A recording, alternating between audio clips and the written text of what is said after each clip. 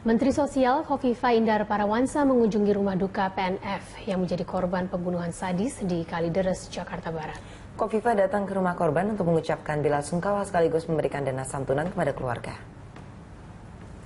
Khofifah datang ke rumah duka bersama dengan jajaran Polres Jakarta Barat.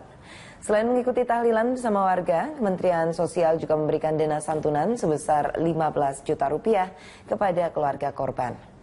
Khofifah menyebut bantuan santunan kematian sesuai dengan peraturan di Kementerian Sosial. Khofifah menyampaikan hal tersebut sebagai bukti pemerintah ikut berduka atas peristiwa tragis yang dialami PNF, seorang anak yang dibunuh secara tragis dan ditemukan di dalam kardus di kawasan Kalideres, Jakarta Barat.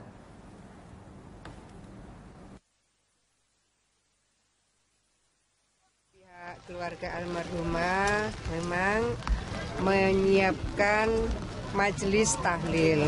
Jadi malam ini saya ingin ikut bersama-sama keluarga dan masyarakat di sini berkirim doa kepada almarhumah Putri Nur Fauziah dan saya ikut tahlilan malam hari ini.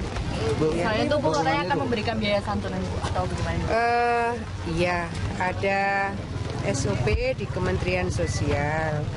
Jadi terminologinya PSK, bantuan santunan kematian 15 juta. Pasti ini kita tidak boleh melihat angkanya, tetapi bahwa negara hadir untuk ikut merasakan duka cita dari keluarga almarhumah Putri. Presiden Joko Widodo sempat menyinggung soal proyek MRT.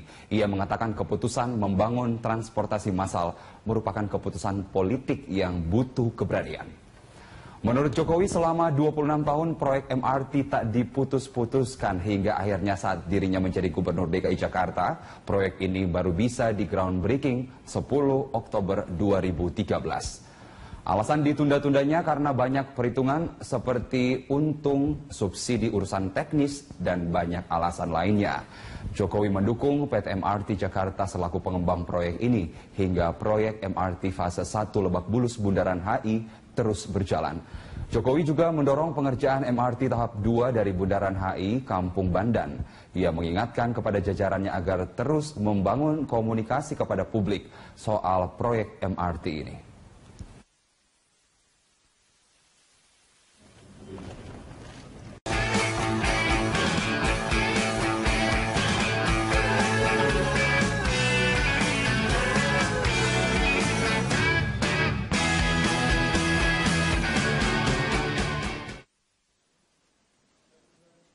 Polemik tindak pidana pencucian uang atau TPPU dalam rancangan Undang-Undang KUHP terus terjadi. Sejumlah pihak menganggap asas yang ada dalam RUU yang sedang dibahas saat ini lebih mengejar pelaku TPPU bukan kepada memburu aset para pelaku yang bisa memberikan efek jera sekaligus memiskinkan. Di RUU KUHP yang masih dibahas Komisi 3 DPR dengan Kementerian Hukum dan HAM ini, pelaku TPPU tidak dapat diadili bila sudah meninggal dunia.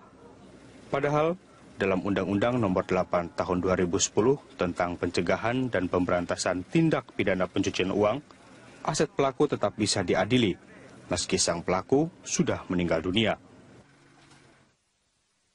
Kodifikasi yang diatur di RUU dianggap tidak jelas dan tidak sepenuhnya mengakomodir ketentuan yang ada. Lebih jauh, RUU KUHP dianggap bisa mengebiri fungsi KPK sebagai lembaga anti korupsi karena memindahkan fungsi penindakan kepada kejaksaan dan kepolisian. Namun Menteri Hukum dan HAM membantahnya sekaligus menjamin kewenangan KPK tidak dipangkas. Bagaimana polemik TPPU ini bisa diakhiri dan asas penyitaan aset pelaku TPPU bisa terpenuhi? Apakah delik TPPU harus terpisah dari KUHP seperti saat ini? Pagi ini kita akan mendiskusikan kontroversi tindak pidana pencucian uang di rancangan Undang-Undang KUHP bersama narasumber yang sudah hadir di studio Berita 1, peneliti Indonesia Legal Roundtable Refki Saputra. Dan pemirsa, kami juga mengundang Anda untuk memberikan komentar lewat SMS ke 0811-833-5551 atau melalui pesawat telepon di nomor 021-52900-308 atau 021-52900-311. Saya langsung ke Mas Refki. Mas, ini kalau kita bicara soal RUU KUHP yang rencananya ini undang-undang TPPU juga akan dimasukkan ke dalamnya. Kalau dari penelitian, artinya dari Indonesia Legal Roundtable sendiri melihatnya ini apakah menjadi sesuatu yang seharusnya urgen atau sebetulnya biarkanlah ini seperti adanya saat ini? Iya, terima kasih. Kita sebenarnya bersama teman-teman yang lain di dalam Aliansi Nasional untuk Reformasi KUHP, sebelum berbicara apakah ini penting atau tidak penting, kan kita harus melihat dulu, ini kan konsepnya kodifikasi. Jadi semua undang-undang itu disatukan dalam satu buku. KUHP ini sudah sejak dahulu juga sudah, tapi kita belum melihat apa formula kodifikasi ini, gitu loh. Kalau kita lihat banyak tindak pidana yang diatur di luar KUHP itu masuk menjadi buku 2 di dalam KUHP. Artinya apa? Beberapa hal memang dia harus mengacu dulu ke buku satunya. Buku 1 itu tentang azas. Nah, baru kemudian kalau tidak diatur di undang-undang sektoralnya, boleh itu diatur secara berbeda. Nah, tapi menurut kita ada salah satu pasal yang kemudian pasal aturan peralihan. Nah, di situ dijelaskan selama 5 tahun semua undang-undang yang di luar KUHP yang sudah masuk ke dalam KUHP harus terintegrasi dengan KUHP. Dan kemudian disebutkan harus undang-undang itu sendiri harus direvisi. Nah, artinya ini semua harus mengacu ke KUHP. Jadi KUHP menjadi satu standar baku unifikasi hukum. Walaupun unifikasi hukum, sistematik hukum itu dasarnya baik. Jadi kita tidak perlu ada undang-undang pencurian, undang-undang pemerkosaan. Nah, itu sebenarnya baik. Tapi kalau melihat perkembangannya, banyak undang-undang yang diatur punya spesifikasi sendiri, punya karakter tersendiri, kemudian dipaksa mengikuti satu sistem hukum di KUHP. Nah, ini kan jadi tidak. Artinya menurut Anda, apakah undang-undang TPPU ini harus dimasukkan ke KUHP atau tidak? Nah, sebelum ya atau tidak, mari kita bedah dulu.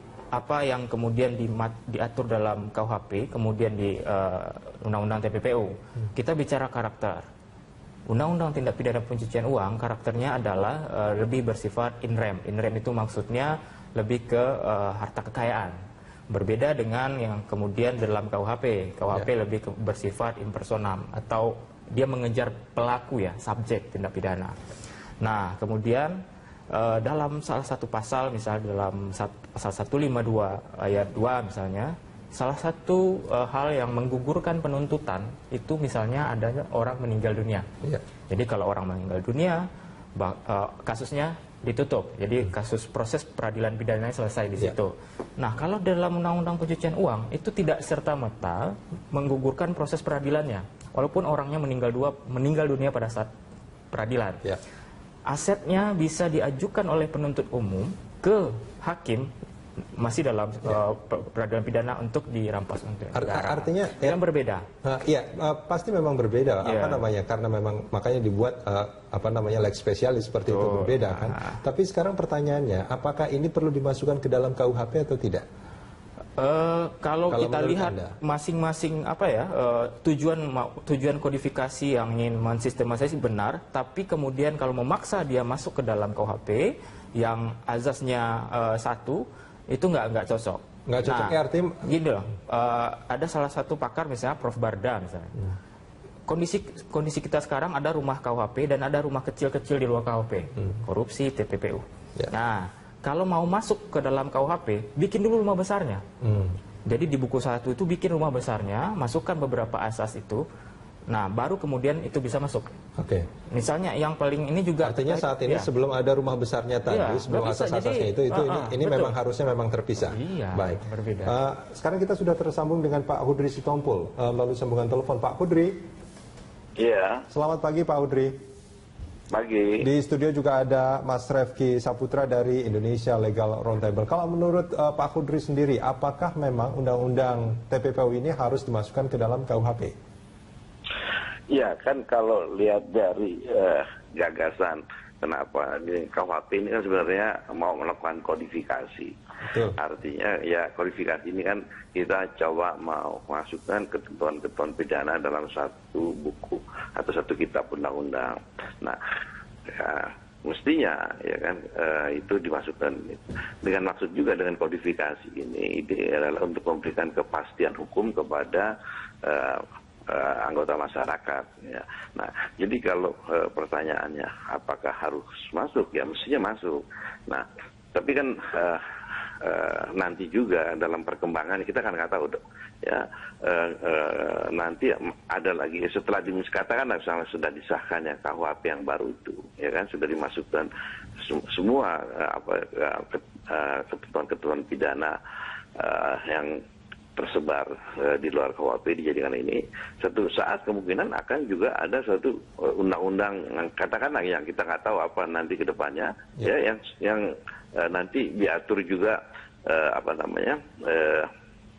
mengenai satu pidana. Pak Kudri, maaf saya potong Pak Kudri. Tadi Anda mengatakan bahwa jika undang-undang ini dimasukkan ke dalam KUHP ini akan memberikan kepastian. Apakah selama ini dengan terpisah tidak memberikan kepastian itu?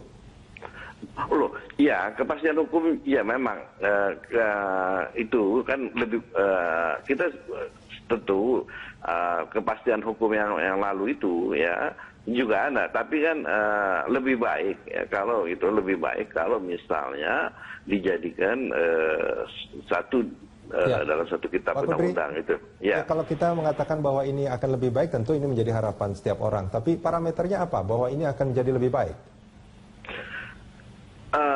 Parameter yang lebih baik ini artinya semua anggota masyarakat ya dengan mudah ya mengetahui ketentuan-ketentuan pidana. Walaupun di dalam satu azas hukum setiap orang dianggap mengetahui undang-undang, tetapi itu kan hanya fiksi saja, semua hanya anggapan saja. Nah, lebih baik ya kalau dianggap itu orang seanggota masyarakat itu betul tahu undang-undang apa yang dia langgar gitu. Oke. Nah, ya. Pak Kudri, kita jeda sebentar, kita akan lanjutkan ini di segmen berikut. Mas Refki, kita jeda sebentar.